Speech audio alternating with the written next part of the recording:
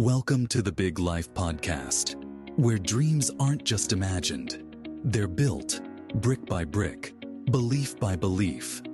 Hosted by Neal Oates Jr. and Robin Lewis, this show is your invitation to discover your amazing capabilities, invest in your growth, and unleash your potential in ways you've only dreamed of.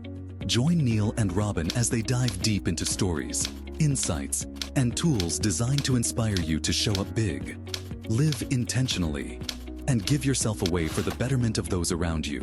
Get ready to rise to what you're truly worthy of. The Big Life starts now. Well, welcome back to the Big Life Podcast, ladies and gentlemen. My name is Robin Lewis, and I'm so glad to be here with you. Actually, before I jump in, I just want to introduce my co-host, Mr. Neal Oates Jr. Neal, how are you doing, sir? Man, I am blessed and highly... No, I'm just kidding. I'm doing fantastic, sir. It's a great day to be alive. Great day to be here on the podcast. Yes, sir. Amen. So blessed and highly favored. Why not, sir? Why do you need to change that one? No, because I was going to change. I don't want people to... You know how there are certain church answers. Be like, how are you doing today? I'm blessed and highly favored. So no, but the reality is, yes, I am blessed and highly favored, sir. Yes, sir. Amen. And I'm blessed and highly favored to be right here doing this with you, with our listeners on the other end. So to our listeners, we do this, Neal and I do this to value and empower you so that you can value and empower others. And so I'm really excited. We're really excited for this episode. And I just wanted to share with you real quick that this episode was actually inspired by a lesson that I recently heard while attending leadership college. I've been attending leadership college with my church. It's a 10-month leadership development program that's hosted by Christ Fellowship, which is a church that my wife and I go to. And this particular lesson has been really eye-opening for me, both as a leader and as a person of faith. Yeah, so that's awesome. So Robin, first, I remember the conversation and the decision making that you had to make and the conversation you and I were having when even considering joining the leadership program there at your church. And so you've been sharing with me how great a decision that was, how impactful that has been over the last few months. And then you mentioned how this one really stuck with you. So first, I want to commend you in taking a small step at the time that has yielded great results. So that's a very huge deal. But then now what I love is because you were obedient, because you were willing to change and improve and dare on the other side of fear, as we've mentioned in the past. Now we as audience members, me as your co-host, I'm going to benefit from something that you're learning, and in your genuine efforts to help us live the big life, you're paying it forward. You're giving of yourself. So I'm excited about today, sir. I appreciate that, sir. And yes, during one of our sessions, we explored the challenge and the opportunity of leading in today's multi-generational world. And Neal and our listeners, did you know that for the first time in history, we have 5 generations showing up in the workplace, showing up in churches, showing up in our community, showing up on oftentimes the same team that we're a part of? And so if you're talking 5 generations, Robin, we're talking about now we're not labeling, but we're going to label. So we're talking about traditionalist to Gen Z. And that's a huge gap. But the last thing you said was not only in the same workplace. Oftentimes we have a traditionalist with a Gen Z individual working on the same team. And that's going to present some challenges and opportunities. Exactly, sir. And, so here's the thing about that each generation has their own set of values. They have their perspectives. They have their communication styles. And I did a little research and I wrote some of them down for our listeners today. So I want to actually read some of them for us today. But so now hold on, Robin, before you start reading this. Now, I know we as human beings, we don't like to be labeled. We don't like to be put in groups. So Robin is talking about generalizations, and this is great stuff because even as we go through this, Robin, I think it's key for us to understand who we are, how we think, maybe what the perception is, and then we can identify how that helps us, how it hinders us, because what we're going to be talking through is this entire process of managing this through all of these generations and then being an effective leader. So I can't wait to see what you got. Yes, sir. So let's talk about the traditionalists. And these are people that were born before 1946. They value loyalty, hard work, and they have great respect for authority. They're disciplined and often deeply committed to legacy. So these are just some things that sort of define them. I know, as Neal said, we're not putting anybody in a box, but we can actually see generation by generation. A lot of times it's these things are defined by the experiences that they had growing up in their time. Right. And so the next one are baby boomers, which, by the way, Neal, this is the one I fall into. And so these are people that are born between the year of 1946 and 1964, baby boomers. And they're known for their strong work ethic, and they're very goal oriented, and they value achievement, and oftentimes they tie identity with their careers. And that's it's good to understand these about each generation, because if our generation is different than another generation, we can understand that there might be some differences. So, for example, the next one is the Gen X, and they were born from 1965. Yep, 1965 to 1980, and they are independent, resourceful. They're also very skeptical of institutions. They value work-life balance. So this generation is sort of introduced that into our society. The generations before were work, and their identity was around work. And this generation of Gen X, they value work-life balance and authenticity. Then the next one is millennials. And is that where you fall, Neal? They were born from 1981 to 1996. So I am a millennial, but for a long time I thought that I was Gen X. So I was part of the millennial bashing crew, right? I'm like, those darn millennials are the reason why everything is going wrong. And they were like, Neal, you're a millennial. I'm like, oh yeah, the millennials, we're awesome. So funny. So yes, so the millennials are more tech savvy. They're purpose driven, and they're collaborative. It's normal for them to want to collaborate. They value flexibility. They want flexibility. Sometimes on the workplace, we might frown upon people like that because we're used to, the baby boomers were, flexible. I mean, putting your face to the ground and just kind of moving forward, working, right? If you have these set hours, these are the hours. Millennials, they want flexibility. They value flexibility.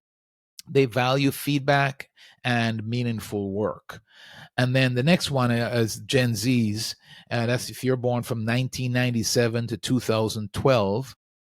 So think about that, 1997. So during COVID, these are 13-year-olds at that time, and to 8-year-olds at that time during COVID. And at the time that we're recording this, that's 18-year-olds to 13-year-olds, right? And so they're digital natives. They grew up with the digital stuff.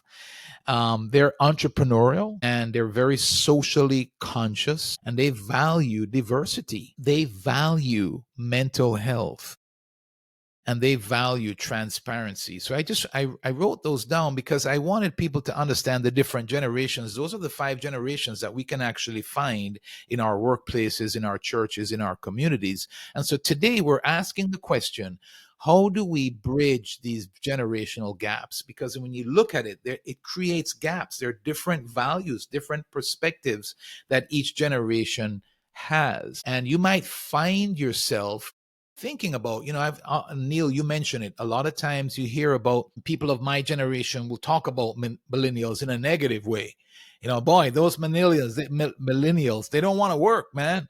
They want to adjust things to the way they it's easy for them, and there a lot of times misunderstanding, and which not then becomes criticism, right? So how do we lead with understanding and not frustration? And how do we honor the unique contributions of every generation? That's kind of what we're going to be talking about today. And so that's a fantastic question. How do we honor the unique contributions of every generation? I love that question. So whether you're leading Gen Z team members or if you're collaborating with baby boomers or anywhere in between, this subject, this topic really matters today. Yeah, and by the way, Neal, if you would allow me just to say to our listeners, if you're listening to us today and you don't have a church home, but you're looking to grow in your leadership and in your faith, I would encourage you to check out Christ Fellowship. They've got several campuses here in the South Florida area. But even if you're not in the South Florida area, they have a really engaging online community that you can access from anywhere. And you can learn more about them by just going to gochristfellowship.com. That's gochristfellowship.com. And thank you for allowing me to put that little plug in there, Neal.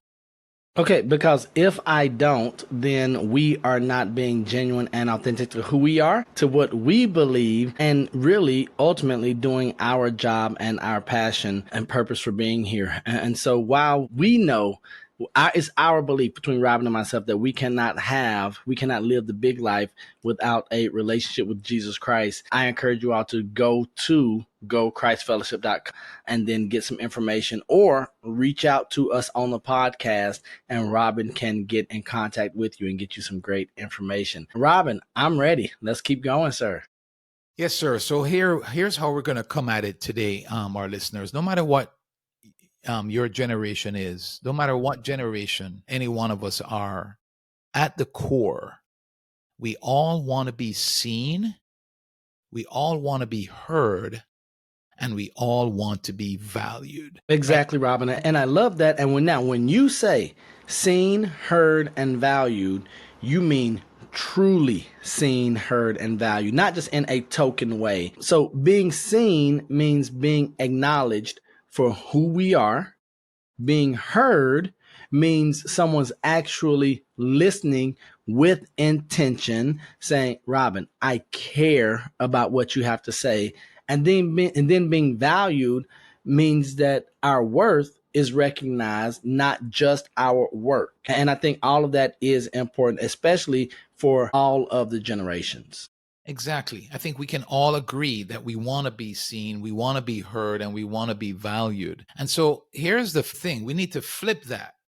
And this is the challenge, because we want that for ourselves, but we have to actually offer that to others. And so it's not just about being seen, it's about seeing others. It's not just about being heard, but it's about listening, being the one that truly listens. It's not just about being valued, but it's valuing the people around us. And that's kind of the thrust of what we're going to be talking about today. And that's the hard part, but also the big opportunity, because that flips the responsibility, right? I mean, because I look at it, and if the responsibility shifts, what it also does is that it levels the playing field, and it's irrelevant of your age, your title, what you've done in the past, or who you think you are. And I think that's a great place for us to start. Yes. And so what we're going to be talking about for our listeners, we want to equip you today with 5 principles that you can live out to help you to cross those generations and to build that bridge, so to speak. So what we're talking about today is building the bridge between those gaps in generations. So let's break it down. We're going to be talking about 5 principles that have helped me personally lead across generations, that I recognize as I heard this lesson recently, that there are some areas that I need to work on. I thought I was doing well, but as I considered it, I recognized I needed to make some improvements. So it's about the ability to actually connect better with people that are in different life stages. And so the first one is that we're going to embrace humility. We're going to embrace humility. Humility says that I don't know it all. And I can learn from people that are younger or people that are older than me. And what I love about humility, Robin, is that it breaks or it dismantles that prideful mindset of we had it harder back in my day, or this is the time you don't understand, right? That prideful mindset. And every generation has struggles and every generation has something to teach. And I think that if we are humble enough to acknowledge that, I think everyone's better for it. That's an area for me, for example, Neil, where I might feel like I know the answer. I might feel like I know better. And so sometimes what the tendency would be for me is to not even sort of give the opportunity to consider a different perspective. But the reality is that I don't know it all, man. The reality is that I only know it from my perspective. And even if my perspective is not incorrect, it might have served me over time. Hearing a different perspective can only enhance it. And hearing a different perspective also allows me to validate the person. Even if I don't agree, if I'm humbling myself to understand that there's a different perspective out there, then that's going to also now bridge that gap that might exist. And so the So, second Robin, one, before we go to this second one, yeah. you talked about being able to bridge the gap and that we might not know it all and it has served us up to a certain point. I believe that this is where we just keep getting back to this self-awareness and reflection. And I'm so grateful that you started the podcast by sharing those 5 generations, right? Letting us know where we might fall. So then maybe our work today is to go in and see, well, what things have been holding me back? What are some of these traits or characteristics or thought patterns that I need to overcome? Maybe I think that my generation is the only smart generation and that everyone else are dummies and that they've been doing it wrong, and they're lucky that we are here, because without us the world would go to a very bad place. And so as you talk about embracing humility, I think that's personal work that each of us, if we're honest with ourselves, that we need to do. Yes. And if you're in a place to that you can write notes, write this down. I think these 5 principles are good for you to take down and then try to apply to your lives on a regular basis. And perhaps we're going to have these in the show notes for you as well. And Neal, but yeah, that you kind of led us right into the next one, which is number 2. The way that we're going to be able to do that is starts with self-examination, understanding ourselves. First of all, it's a lot easier for somebody else to see that in us. So another generation that thinks differently can see what they might consider some of the hangups that we have, where we might not be able to see it so much as hangups because that's just who we are, right? Such a good point. So number 2, then, the way that we can do that is to ask great questions. This is an area that I think I can definitely get better at. And so the idea here is to ask with curiosity, not an agenda. The idea here is to ask things like, what shaped your thinking? What made you think that way? The idea here is to ask questions like, what do you need most from leadership? What's your understanding? But Robin, this goes back to embracing humility, because it takes a humble person to ask questions. And here's why asking great questions is so important, because one of my favorite quotes reminds me, and here's what the quote is: being heard is so close to being loved that most people can't tell the difference. So being heard is so close to being loved that most people can't tell the difference. And so as I ask great questions and then I listen intently and purposely to the other person, they have to feel loved because they're being heard. And so I believe that there's nothing more valuable in this bridging the gap than us asking great questions so that we can get to a place of humility and understanding. Yes. So if you have somebody in your workplace or in your church or your community that's a younger or older generation that maybe you guys have had some sort of a clash and maybe it just hasn't been working out as well, one of the things that you can do is to just be really curious and start asking them some great questions. You'll be amazed at what can happen there. And so the number 3 kind of goes along with that too. It sort of flows, and that is the idea of listening well. And so it's another area for me, Neal, to work on. A lot of times I listen and I would consider myself a good listener. But if I really stop and consider it, there are times when I listen, and if it's not going to according to the way that I think it should be going, or if it's something that I disagree with, or if it's something sometimes that challenges my way of thinking, then I'm looking to respond. I'm looking to try to find a way. I'm thinking about how I'm going to respond to try and convince them of thinking differently. And so when we talk here about listening well, listening is not just about giving someone time to talk. It's really about being fully present. It's about listening to understand, not just to respond. And so, one of the things I know that Dr. John C. Maxwell always tells us as students, as co leaders, is to first listen to understand and then to be understood, that we should seek to understand first. And so here's what understanding does. And when we're listening intently and when we're listening well, it's going to build trust. And especially across age, culture, and communication styles. So I know that we won't go into it much, but communication styles. Do we need to meet face to face? Is phone call good enough? Can I text and that be good? So Robin, you and I, we talked about building trust across these generations and communication styles. The use of the word, a word that is controversial. Thought, I guess, I didn't know it was, sir. So you and I, we say sir more than we probably say anything other than yes, right? So between our sirs and our ma'ams and Mr. Robin Lewis or Mr. Oates, as opposed to, hey, you, hey, nah, yeah, right? Even across all of that, if we listen well. So now we've embraced humility, we've asked great questions, and now we're listening well, and it's going to build that trust across these generations. I think that the route that we're on right now, the path we're taking, it's a great one, not only for the audience, but for me as your friend and co-host as well, Robin.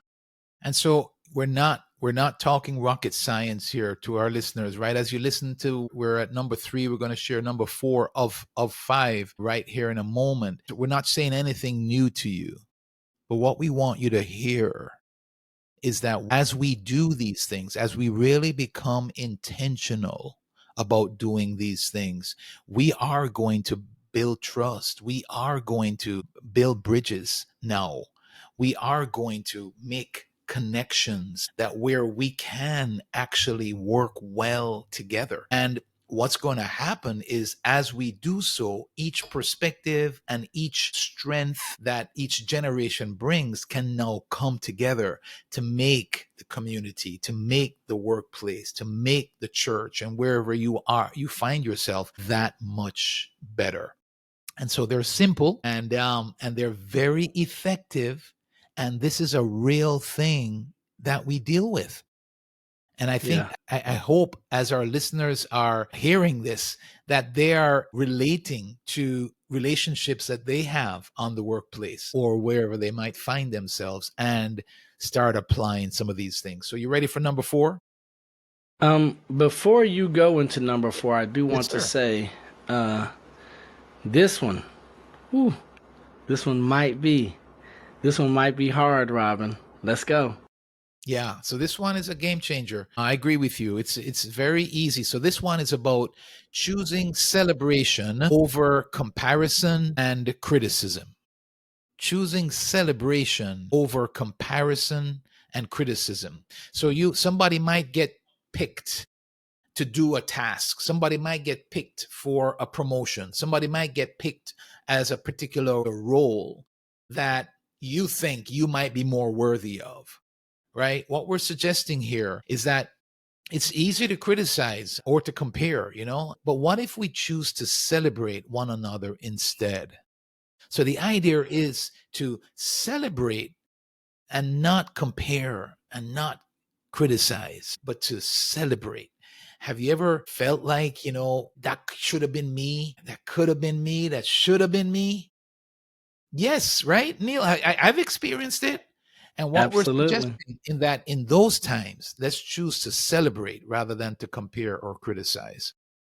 But that goes right in line with the big life framework for this podcast. And a word that you and we constantly focus on is legacy, right? And so we know this is all about leadership, whether it's self leadership or leadership in the workplace, in the family, in different areas of life. But when what you're talking about now isn't about me, it's about us and we and all of the generations and the environment or the organization. And that's really legacy leadership, right? Wanting what you have done, the ceiling that you've hit, to become the platform for someone else. So you're willing to let others see further because you're going to allow them to stand on your shoulders instead of trying to pull them down through comparison and beating them up and critiquing and criticizing, saying, hey, I've made it this far. Go further. Let me celebrate you. And that takes a mature individual, but it really takes a mature leader, because at that point, it's probably going to be where some of your followers or your co-leaders, they might get further than you, and you're going to have to say, do I critique them, do I bring them down, or do I celebrate them? And that's why I say we have to be cautious and careful, because that one can be a challenge. Wow, Neal, when I do masterminds, or where we kind of have those experiences where we share thoughts and ideas as a group, I give out golden nuggets when somebody drops gold, and I hope our listeners just caught the gold that you just dropped. As leaders, you deserve a golden nugget for that one, sir. That's gold. As leaders, what you want to do is you want to celebrate and actually encourage others to go and move beyond you. Your goal is to develop people that they outperform what you have done. That's a win for you. That's such great stuff, Neal. Thank you for sharing that. It's a great Oh, perspective. it's always my pleasure. Now, if you want to give gold, feel free. It can be real gold. I'll be willing to. I'm a great gift receiver, Robin. So, sir, what we actually do, let's clarify here. What we actually do is we give out golden nuggets. Those chocolate nuggets. You talking about from Hershey's? Yes, sir. Yes, sir. So there's the almond covered chocolates, and they're wrapped in these golden papers. They're really good, by the way. And so Never, those are. never mind, Robin. I'm trying to watch my figure, trying to get summertime fine, sir. So you can keep that golden nugget. I appreciate it. All right, sir. So going on to number 5 then. So number 5 is to acknowledge the unique perspectives that each person and that each generation brings. Acknowledge the unique perspectives. Neal, you kind of talked about it earlier when we examine our own. Become aware of the others. When you look at the show notes and you see the breakdown of each generation and the values and perspectives that they bring, get to understand what each brings, and find a way to bring that to the table for the team. Find a way to bring that to the table for the community. Like how many of us, for example, we're looking to the younger ones, like me, Neal, you are this for me sometimes. We're looking for the younger ones to help us with technology, right? Those who grew up with it they get it a whole lot quicker and a whole lot better than I do. Just as an example, I don't want that's sometimes we can label them with that, and I don't want to do that. But the point is to find the distinct values and perspectives and benefits that each generation brings, the stories that they bring, the strengths that they bring, the struggles that they bring. Don't demeanor those, don't make those lesser than what they can be. Honor them, and so that we can actually acknowledge and use them within the community, within the workplace. What do you And, think? well, I love that. But then as we do that, asking those great questions, it gets back to maybe asking the question once we realize that they have distinct perspectives and unique perspectives that they're bringing. We ask, what shaped you? And not in a judgmental way. Once again, why are you the way you are, instead of why aren't you more like me? right? Why do you think that way?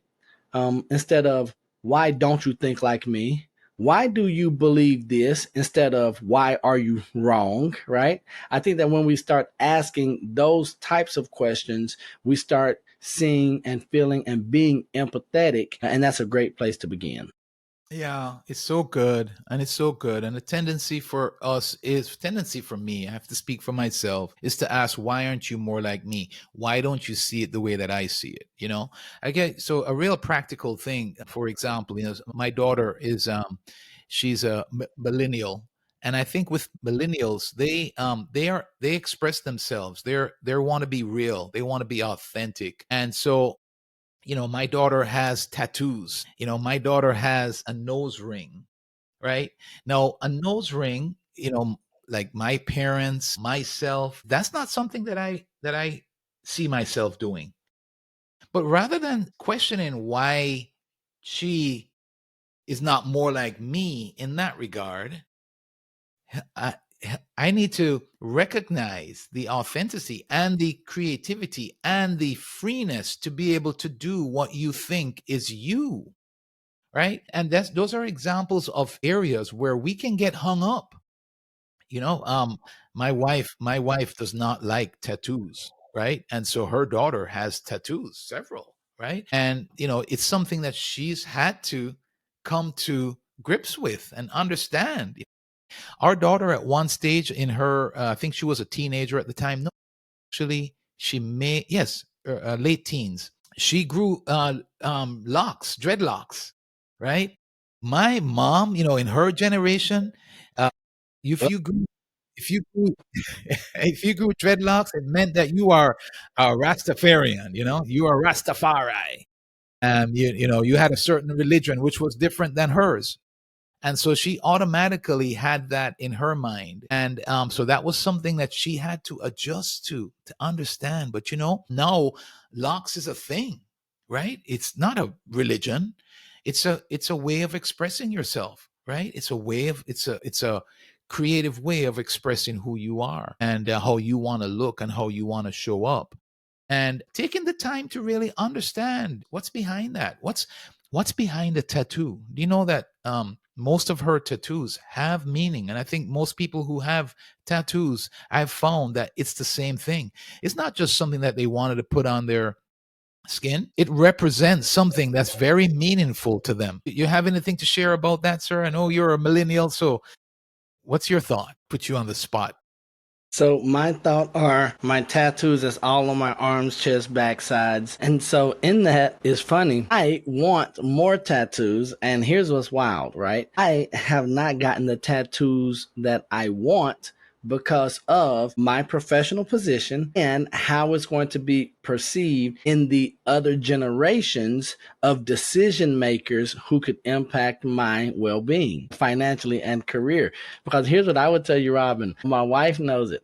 I want to get my neck tattooed and I want to get my head tattooed. However, I'm a smart guy, right? I'm smart enough to know that it is going to impact. So you and I, we're talking perfect world, the way that we bridge the gaps between not only the generations, but between different viewpoints and perspectives. And so I know that if I were to do that, I might lose an audience immediately before they even get to listen to me speak. However, I might be a great podcast host. I might not be a great video host. What were you going to say, Robin? Go ahead. I just wanted to ask you, while we have the opportunity and we're on that subject, tell us a little bit about what shaped you in regards to tattoos and wanting to have more, and tell us a little bit about what's behind that. So for me, it has been the expression of individuality, right? And so this is where I have just loved cultures, like for instance, the Japanese culture and the Yakuza and the way that even the samurais, the way that they just have art. So I love art. And for me, art in motion and tattoos being art in motion, that's really where my love came from. And then there are some things, as you mentioned, for your daughter that are important enough for me, I use them as reminders, right? So using my body as a canvas to show people what's important to me. And so, for instance, on my arm here, I know everyone can't see it, but it is actually my logo with a tattoo of the actual podcast mic that I had that I'm using right now. And so the reason, so let me show you really quickly, Robin. So there is the microphone right here. There's my logo, but it's this microphone, and here's why. And it has nothing to do with the podcast itself or the microphone. What it reminds me of is that I have to use my voice for the purpose that God put me here for. And so if I believe that I'm supposed to be a megaphone to the marketplace, that I am supposed to share my story of redemption, of grace, of failure, of setback with the world. And if I don't, then I will have to answer for that. And so people might say, is he in music? No, I'm not in music. Well, why does he have a microphone? Because God put something in here, here, and here that has to get out. Otherwise, I'm going to be responsible for not doing that. Sir, I'm so glad I asked that question. So we're kind of living this out right in front of our audience. See, I have so much better understanding of that now and where you're coming from. And actually, it means so much to hear you share with such passion what your calling is, right? What your aspiration is. And it's so commendable. And so if I don't take the time to actually ask that question, I wouldn't even know that. And so thank you for sharing that, sir. And so as we wrap up today, folks, what we're saying to you is that bridging generations is not about agreement. It's more about honor. It's about honoring each other, right, Neal? And absolutely. And it starts with one intentional decision to see, hear, and value someone who is different from you. And here's what we're going to ask. We're going to ask you to do that this week, or better yet, today. See, hear, and value someone who is different from you, and do it immediately, because that's when we start bridging that gap. And so, yes, I agree with you. That's a great challenge for our listeners today. So I want you to picture somebody right now who in your world needs to feel seen, heard, and valued by you today. And we want you to start there. And after you do that, the next thing that we're going to ask, that if this episode has helped you, share it with a friend, share it with someone that you see, hear, and value, and especially if they are from a different generation. Say, hey, I heard these two guys who are from different generations having this conversation, and I believe that the conversation they had can start a conversation, and then maybe between you and I, whoever you send this episode to, you start bridging that gap. Right on. And we're cheering you on, and we need you. We want you. In our society today, we're divisive. In our society today, we're not building bridges, and we want to encourage you as you build bridges and not walls. We're cheering you on, and we want to encourage you to keep leading with purpose and keep bridging, keep building those bridges. And as we always end our shows, until the next time we see you, remember, God loves you, and so do we. And there's nothing that you can do to change that. And until the next time we see you, remember, we're right there with you. Peace. Peace, Robin. This was a treat. Thank you so much, sir. Right on, sir. Right on.